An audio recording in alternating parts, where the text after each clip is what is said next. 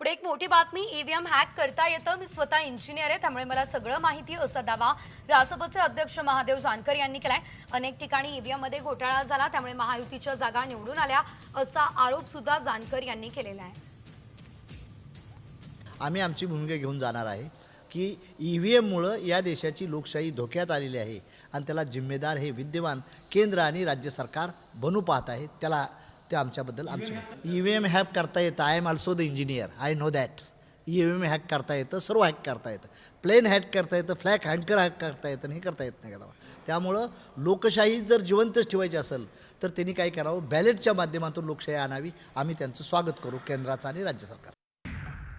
पुढे एक मोठी बातमी, ईव्हीएम हॅक करता येतं. मी स्वतः इंजिनियर आहे, त्यामुळे मला सगळं माहिती असा दावा रासपचे अध्यक्ष महादेव जानकर यांनी केलाय. अनेक ठिकाणी ईव्हीएम मध्ये घोटाळा झाला, त्यामुळे महायुतीच्या जागा निवडून आल्या असा आरोप सुद्धा जानकर यांनी केलेला आहे. आम्ही आमची भूमिका घेऊन जाणार आहे की ईव्हीएममुळं या देशाची लोकशाही धोक्यात आलेली आहे आणि त्याला जिम्मेदार हे विद्यमान केंद्र आणि राज्य सरकार बनू पाहत आहे. त्याला ते आमच्याबद्दल आमची ईव्हीएम हॅक करता येतं. I am also the engineer, I know that. EVM hack करता येतं, सर्व हॅक करता येतं, प्लेन हॅक करता येतं, फ्लॅग हँकर हॅक करता येतं, हे करता येत नाही का. त्यामुळं लोकशाही जर जिवंतच ठेवायची असेल तर त्यांनी काय करावं, बॅलेटच्या माध्यमातून लोकशाही आणावी. आम्ही त्यांचं स्वागत करू, केंद्राचं आणि राज्य सरकार.